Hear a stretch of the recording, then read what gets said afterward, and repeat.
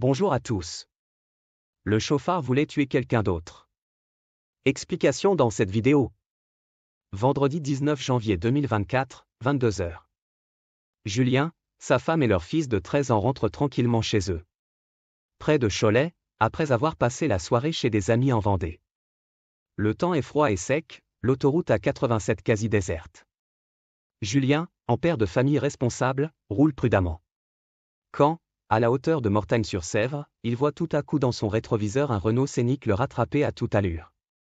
Sans doute un énervé qui va déboîter pour le doubler, s'imagine-t-il. Mais non. Pas du tout.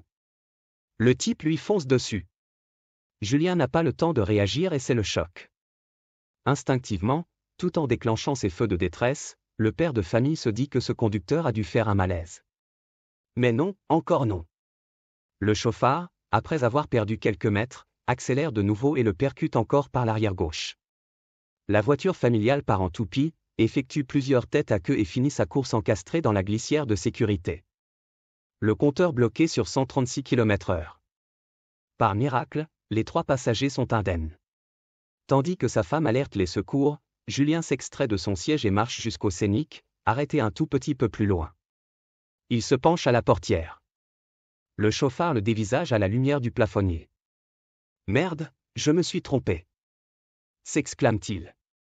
Et le type ajoute, le plus naturellement du monde. « C'est quelqu'un d'autre que je voulais tuer. » Ce lundi 1er juillet 2024, tout le monde se retrouve devant le tribunal correctionnel de La Roche-sur-Yon. Julien, encore tremblant, raconte devant la cour cette scène de cauchemar digne de Duel, le terrifiant thriller routier de Steven Spielberg. Le chauffard, un certain André da Silva Barbosa, 37 ans, fait profil bas. Cherchant ses mots, il reconnaît que ce soir-là, il a pris le volant ivre après un dîner au resto bien arrosé.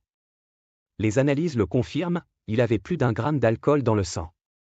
À l'en croire, il n'aurait pas apprécié la manière dont un automobiliste l'aurait doublé, et se serait mis en tête de se venger. Un projet déjà délirant. Mais en plus, l'abruti s'est trompé de cible. Vous jouez au billard avec un véhicule dans lequel il y a une famille. Vous lui faites prendre des risques inimaginables, c'est lunaire.